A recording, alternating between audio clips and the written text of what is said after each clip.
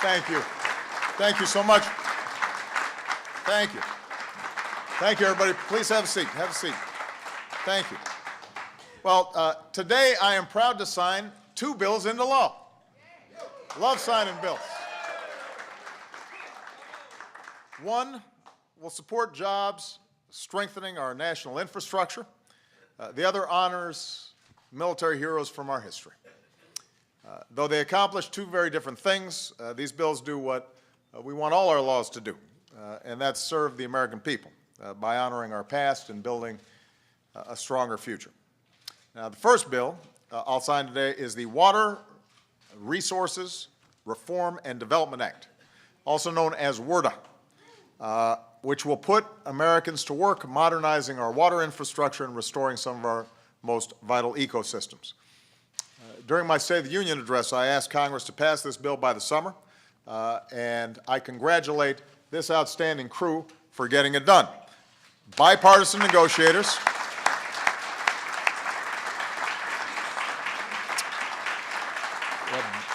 You had bipartisan negotiators, Senator Barbara Boxer, Senator Dave Vedder, Congressman Schuster, and Congressman Ray Hall. They set aside politics. They focused on what was important for the country and what was important for their communities. And as a consequence, we have a piece of legislation that's really going to make a good difference. As more of the world's cargo is transported on these massive ships, we've got to make sure that we've got bridges high enough and ports that are big enough to hold them and accommodate them so that our businesses can keep selling goods made in America to the rest of the world. Meanwhile, many of America's businesses ship their goods across the country by river and by canal. So we've got to make sure that those waterways are in tip-top shape. And this bill gives a green light to 34 water infrastructure projects across the country, including projects to deepen Boston Harbor and the Port of Savannah, and to restore the Everglades. And with Congress's authorization, these projects can now move forward. So this bill will help towns and cities improve their commerce, but it's also going to help them prepare for the effects of climate change, storms, floods, droughts, rising sea levels, creating more adaptability, more resilience in these communities. Traditionally, investments in our infrastructure have received strong bipartisan support. This hasn't always been true in the last few years. Right now, we should be putting a lot more Americans back to work rebuilding our infrastructure. We've got $2 trillion worth of deferred maintenance that we could be getting done right now, especially because contractors are coming in under budget and on time. And there are a lot of guys with hard hats sitting at home. So we could really be doing even more. The fact that this bill receives some bipartisan support, I think, hopefully sets a pattern for additional work that we can do on our transportation infrastructure. We need a transportation bill by the end of this summer in order to make sure that projects all across the country don't get shut down. So we're looking forward to seeing this same team work hard on that.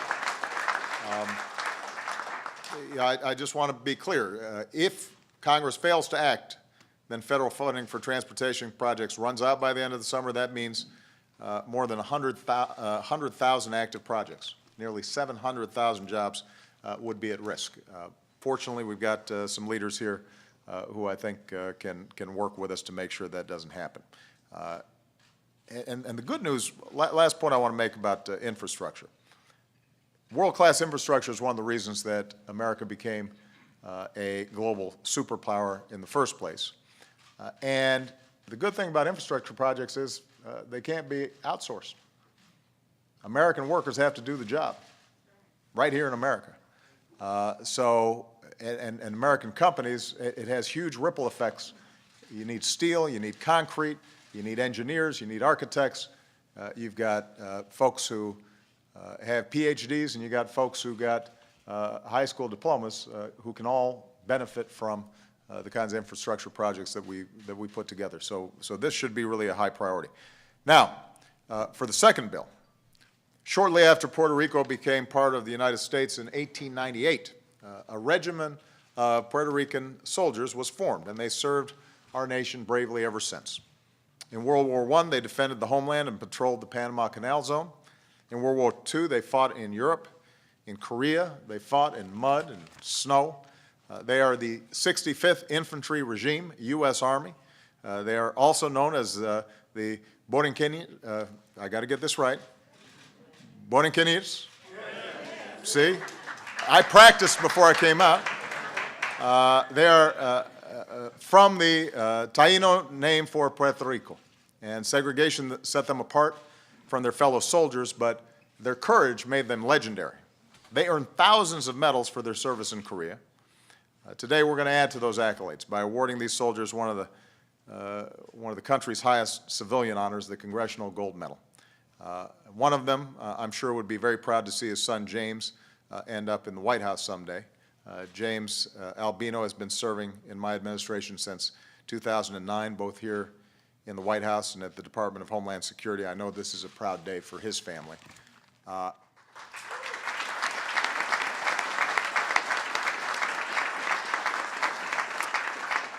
want to thank Puerto Rico's resident commissioner, Pedro Pierluisi, as well as Senator Richard Blumenthal, Senators Marco Rubio, Congressman Bill Posey. They led the efforts to pass this bill, and we are glad that we've got Puerto Rico's governor, Alejandro Garcia Padilla, who's here with us today as well.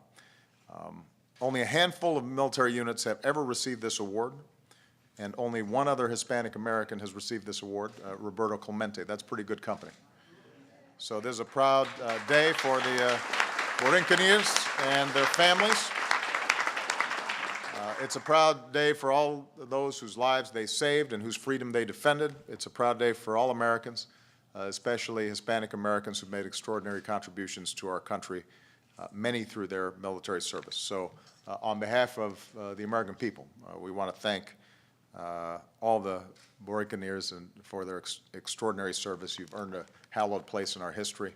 And to those members of the 65th Infantry Regiment who are here with us today, I'd ask you to please stand and raise your hand so we can recognize you for your service.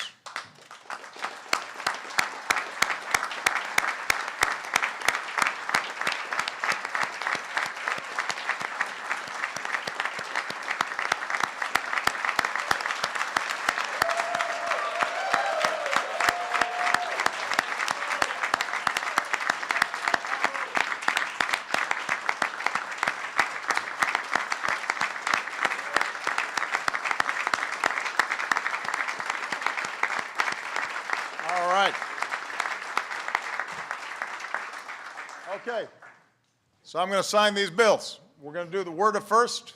These are the water folks.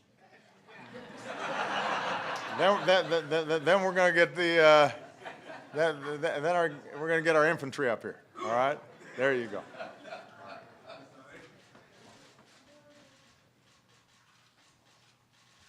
Nice big bill too. I like signing big bills.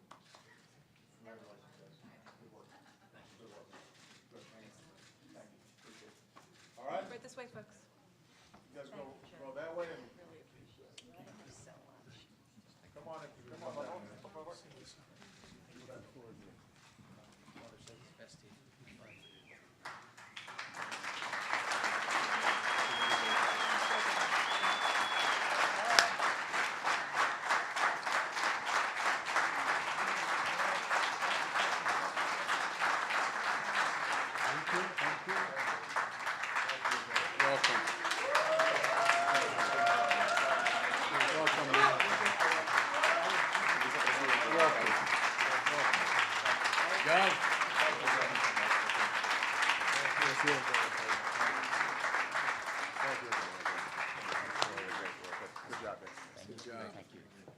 Appreciate you. Yeah. Thank you, guys. Thank you. Thank you. Thanks again. Mr. President. But Thank you, Mr. Vice President. Thank you. Thank you, Mr. President. thank you. All right.